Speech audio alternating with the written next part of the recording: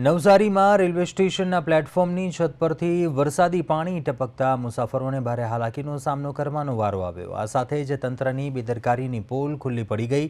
Platform પર પાણી ફરી વળતા મુસાફરોને બેસવા માટે કે ઊભા રહેવા માટે સુરક્ષિત જગ્યા ન મળી।